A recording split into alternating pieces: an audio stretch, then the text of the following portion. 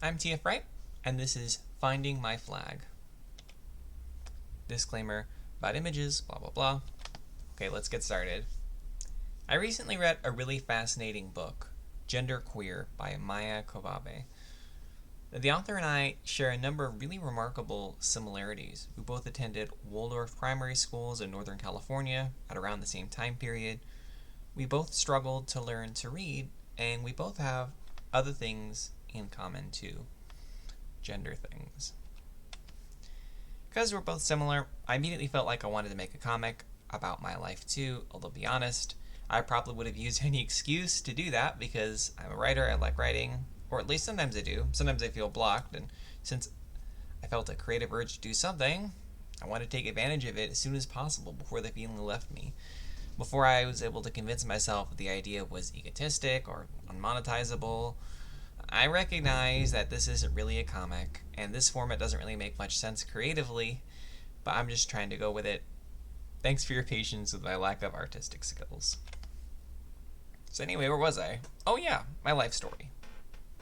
Is my life even interesting enough to talk about? Others who have come before me have had to struggle more, and many were actually even able to draw.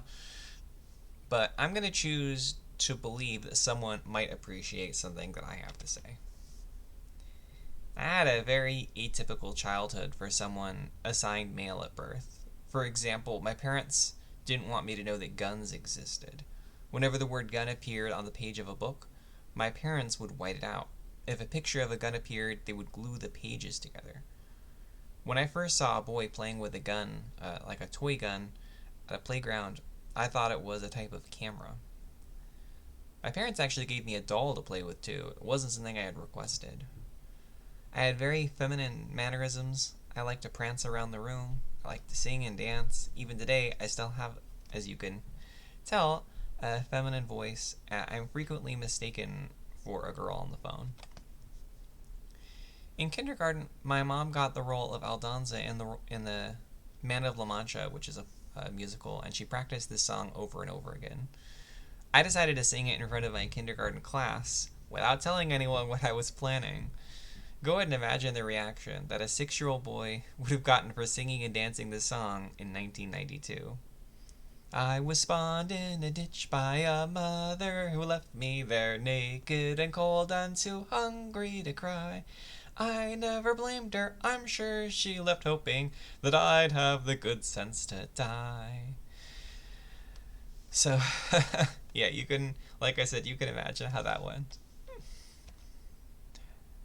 As a kid, I had very long feminine hair. I wore it that way for several years. I actually still have hair like that right now. It felt really unfair to me that girls got to have long hair and boys did not. It felt unfair to me that girls got compliments for being pretty, and boys never really seemed to get compliments for anything related to their looks, aside from when it was tangentially related to sports stuff, which I hated. Now, obviously, my femininity is a product of more than just my unusual upbringing, because many boys are feminine despite their upbringing. But it does raise some interesting questions. What if I had grown up in a society in which boys could be princesses too? What if I lived in a society where my feminine nature was actually celebrated? Would I have experienced gender dysphoria? I can never know for sure, but I think it would have been at least a lot less. In other words, I believe my gender identity and dysphoria are partly a product of being a feminine boy and growing up in a femme-phobic culture. Not only did I grow up in a culture that was and is femme-phobic, especially in people perceived as men and boys, I also grew up in a toxic masculinity culture. I have some issues with that particular phrase. That could probably be its own video. But yeah. The fact that I had so many negative experiences with bullying has made me have a negative perception of men and masculinity. In other words, my culture made me feel that my feminine side was girly, while I observed that masculinity was another word for bully. Now, obviously, not all masculinity is bad, and not all masculine people are bullies, but a small part of me felt like that as a kid. And even today, sometimes it can be difficult for me to write masculine male characters. In a world with no bullies, would I still feel like that? Probably not. Now, since my identity was influenced by my upbringing as well as the crappy culture that I grew up in, I don't know if I feel that my feelings are an innate part of me. I don't believe that I was born this way, at least not entirely.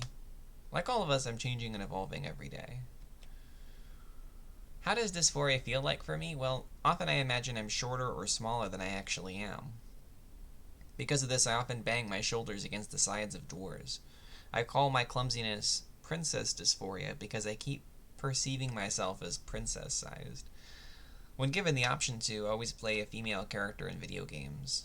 But I usually just create whatever character I think looks attractive. I don't really try to create a feminine version of myself or what I would like to look like as a girl. This picture is what I imagine I might look like as a girl. It makes me more sad than happy. Some trans people look at themselves in the mirror and imagine an ideal self looking back at them, but I don't really imagine anything. I see a person looking back at me. I recognize that it's me, but it also feels like a different person at the same time. It feels odd, but I'm also used to it. What does gender euphoria feel like? Usually it's just a fantasy in my mind. Sometimes it means being appreciated for my feminine side in real life. Recently I got some women's slippers. That was really fun. What do my fantasies tend to look like? Here's a good introduction. Usually imagining myself in a lesbian relationship, and in particular being the more submissive partner, is always a big one. Maya Kobabe of Genderqueer had similar fantasies, but they imagine themselves, in the opposite type of a situation. I'm an author and game developer. I have written many dozen ebooks about magical transformations, which is my signature fantasy. I've also made 2 visual novel games, Wicked Willow and the Pirate's Fate. Knowing that I could make someone laugh or cry or feel romantic or horny, that makes me feel amazingly happy. If I could magically become a girl, I would, but I don't want to medically transition, or socially, or even online. I have a phobia about medical stuff, like complications, side effects, or other problems. I'm especially terrified of the idea of regretting a surgery and then torturing myself by replaying the decision to have it over and over in my head every single day. I'm not just afraid of the medical side effects, I'm also afraid of the psychological changes. Many trans people I have talked with have described a watershed moment where their dysphoria suddenly got worse. It's like a sudden shift in perspective, and then elements about themselves that they had previously ignored now appeared to be problems that needed to be fixed. For many people, this can be empowering, as though they can finally care about their appearance for the first time ever, but to me it sounds scary. Socially transitioning? Also scary. I don't want to worry about passing. I don't want to explain this to my parents. I don't want to worry about questions from strangers. I don't want to have to think about my body any more than I have to. I've read so many stories of people feeling validated by hearing others say a certain name or pronoun. Sometimes people even ask, am I valid on Twitter? This scares me too. It scares me to allow other people to have that much influence over my emotional well-being. That's part of why I don't want to create a female online persona. I did this once a long time ago. It made me feel kind of depressed. It made my dysphoria worse because I felt like I was constantly drawing attention to the parts of myself that make me uncomfortable. So many people have experienced so much joy from transitioning. I am so happy for them, but it's just not for me. My dysphoria is uncomfortable, but it doesn't stop me from being mostly content with my life as it is right now. So I've made peace with that. Have you ever heard the phrase, if you want to be a girl, you can just be a girl? It sounds wonderful, but it's not really true, is it? Every step of that process involves challenges, and there are some people like me who just don't feel up to facing them. And then there are other people who can't because of medical or financial limitations. But am I really a girl on the inside, even if I don't transition? Maybe, but what does that even mean? Being feminine doesn't automatically make me a girl. And aside from that, how could I really judge my inner self? So what should I call myself? I usually present as a man, and I'm exclusively attracted to women, so am I even LGBTQ at all? The label doesn't define who I am, of course. I'm just me. I'm not trying to discover who I really am. I'm trying to find a word that easily explains who I am to others. That's the value of labels. Describing myself as trans doesn't really feel right if I don't want to transition. Am I a trans egg? No, because I'm not unaware of my feelings. Am I permanently closeted? Well, maybe, but that sounds like I just don't have the opportunity to come out, and that's not the issue. Am I non-binary? Not really. I would prefer to be a woman, but I still think of myself as a man. I don't mind they, them pronouns, but I don't really prefer them either. Gender fluid and agender don't fit me for similar reasons. Speaking of pronouns, what pronouns am I comfortable with? Any, really. They all have their pros and cons for me.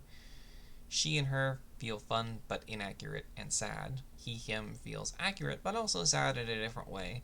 They, them feel strange but not terrible. And neopronouns all feel kind of funny to me, like I'm an elf in Lord of the Rings or something. Actually, a lot of the elves are pretty androgynous, so that's kind of cool. Am I genderqueer? Well, one definition says that genderqueer is someone that does not follow binary gender norms. I guess that does fit me okay, but it doesn't really provide much information about me. What norms don't I follow? How do I think of myself? What would I like to be? When I say I want a label that clearly communicates who I am, perhaps I'm being a bit too ambitious. After all, most labels don't really do that for other people. We're all unique. We all use approximations. Maybe I should just make peace with something like genderqueer, and then for the people that are interested in learning more about me, well, for those people I can show them this comic. That's another reason why I made it. Maybe you and I are similar, maybe we're very different. Either way, thanks for taking the time to hear my story. I really appreciate it, and let me know your thoughts about your identity in the comments.